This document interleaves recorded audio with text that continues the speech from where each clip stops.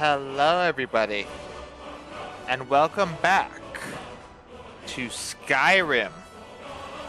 And today we're going to be doing something a little bit different. We are going to log into Skyrim, of course.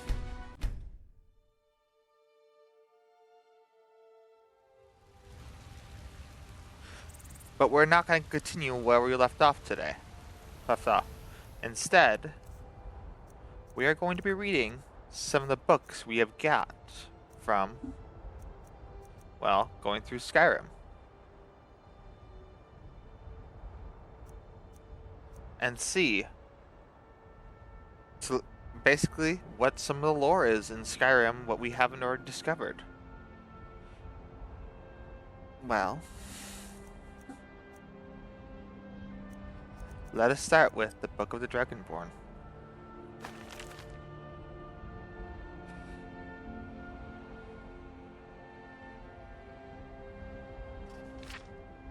Many people have heard the term Dragonborn. We of course ruled by the Dragon Empires, but the term is not commonly understood.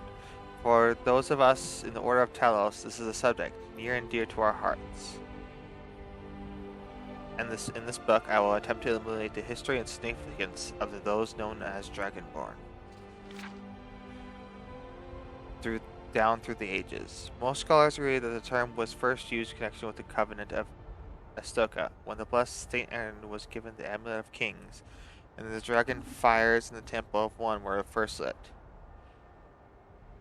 Akatosh, looking with pity upon the plighted man, drew precious blood from his own heart and blessed Saint Ashia with the blood of dragons, amid the covenant that was so long as Asia's generation were true to the dragon blood.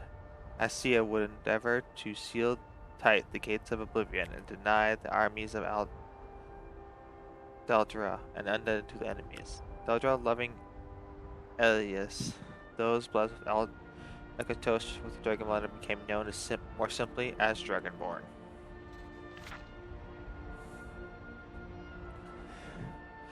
The connection with the rulers of the Empire was thus there from the beginning. Only those of the dragon blood were able to wear the Amulet of Kings and light the dragon fires.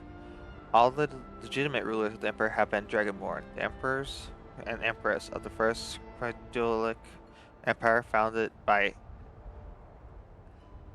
Alicia. I'm probably bad at names, so I'm probably getting all these wrong. Remen Crodila and his heirs, and the course Timber Septim and his pairs down through the current empire. His Majesty Plagueis Septim IV. Because of this connection with the empires, however, the other significance of Dragonborn has been obscured and largely forgotten by all but the scholars and those who have dedicated the service of the Blessed Talos, who was Timber Septim. Very few realize that being Dragonborn is not simply a matter of heredity, but being blessed by the Akatosh herself.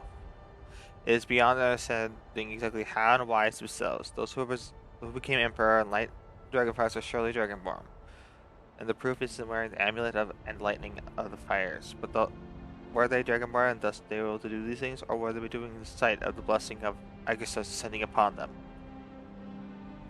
All that we can say is that it is both and neither a divine mystery. The longest said that have been Dragonborn, of course, which is the only reason the simplistic notion of it being heredity has become so commonplace. But we know for certain that early Cardillic rulers were not all related. There is also no evidence that the remade Cordil was descended from Alcia, although there are many legends that would make it so, most of them dating back to the time of Remain and likely attempts to legitimize his rule. We know that the Blades, usually thought to Emperor's Vargard, originally in Alcavar Crusaders who ran Termland for obscure reasons in the late Versteria. They appear to have been searching for the Dragonborn. For a Dragonborn, not the Dragonborn. The events of the Pale Past bear this out, and the Alcavira were the first to proclaim Remain Cyrodiil as Dragonborn. In fact, it was Alcavia who did the most promote his standing as emperor, although Remain himself never took that title in his lifetime. And of course, there is no known heraldry connection between Timber Spectrum and any of the previous Dragonborn rulers of Tamriel. Whether there can be more than one Dragonborn at a time is another mystery. The emperors have done their best to dismiss this notion, but of course, the imperial succession itself means that at the very least there is two or more potential Dragonborns at any time. The current ruler and his or her heirs. The history of Blades also hints that although there is little known of their activities during the interim between Remain Empire and the rise of Timber Spectrum, many believe that the Blades continue to search out and guard those they believe were or might be Dragonborn during this time. Lastly, we came to the question of the true meaning of being Dragonborn. The connection with dragons is so obvious that it almost has been forgotten. In these days, when dragons are distant memory, you forgot that in the early days, being Dragonborn means having the dragon blood. Some scholars believe that it means quite literally, although the exact significance is not known. The North tale tells the Dragonborn heroes who are great dragon slayers, able to seal the power of the dragons they killed. Indeed, it is well known that Alred saw out and killed many dragons during the invasion, and there are some evidence that this continued after the Remain curved the Dragon Guard. Again, the connection to dragons. The direct person to the Blades of today. I'll leave to you with what is known as the Prophecy of the Dragonborn.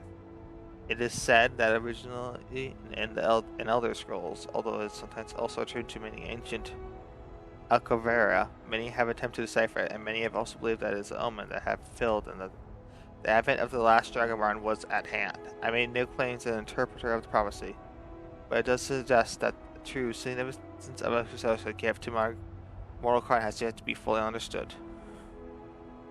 When misrule takes place at the 8 corners of the world, when the brass tower rocks and time is reshaped, when the thrice blessed failed and the red tower trembles, when the dragon ruler loses his throne and the white tower falls, when the snow tower lies sundered, kingless and bleeding, the world eater wakes, and the wheel turns upon the last Dragonborn.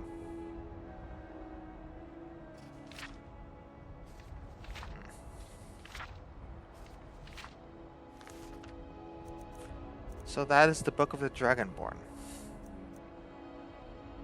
Next we'll read... We're not going to read any of the Volume 1 because Volume 4, Volume 7... Volume 4 as we don't have all the... notes. So we're just going to read the books with... no volumes on it. Mysterious Alcavar is our next book.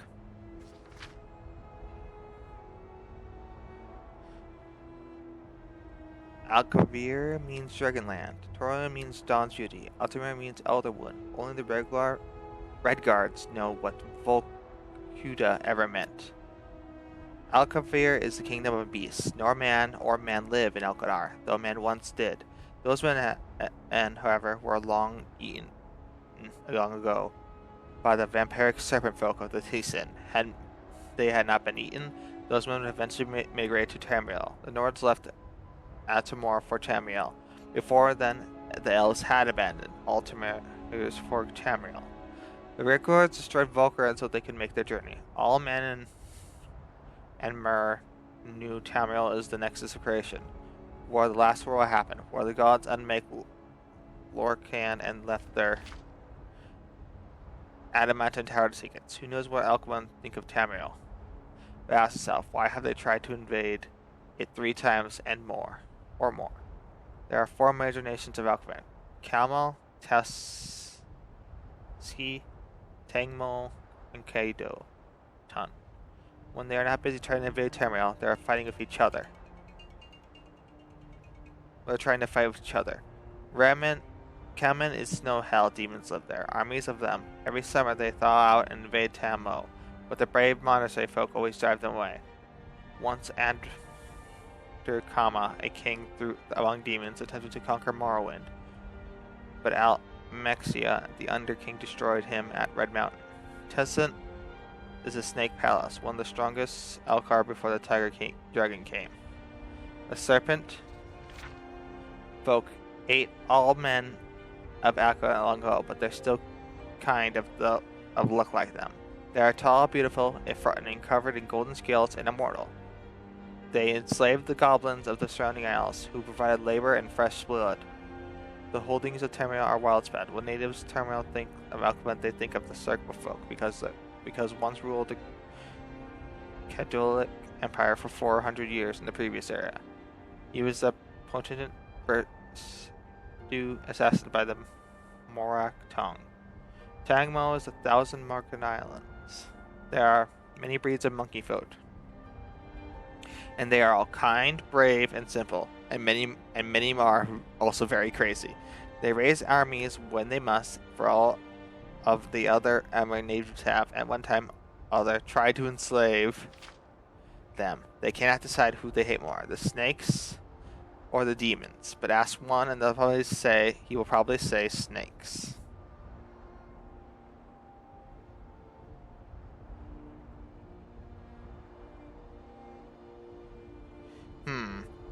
I wonder what these creatures look like.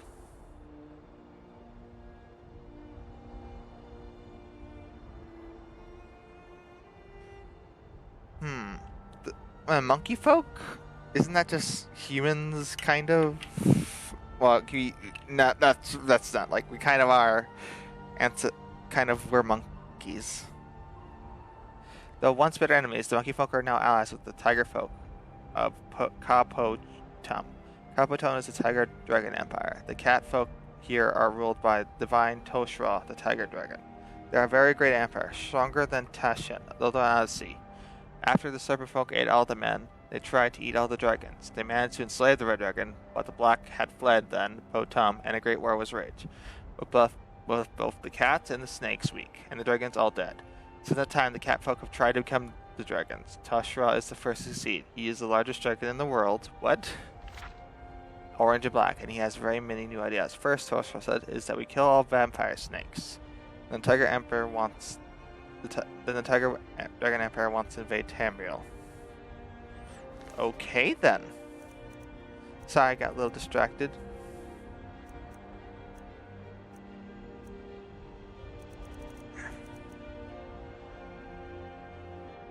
And next, but not least, Thief. He has not yet the pleasure of reading the first volume of the series. Okay, there's a first volume of the series, so I will not read it. Well, this is my going through some books of Skyrim episode. I will quick save, and I'll leave you all to that. I hope you all enjoyed this episode, and have a great day.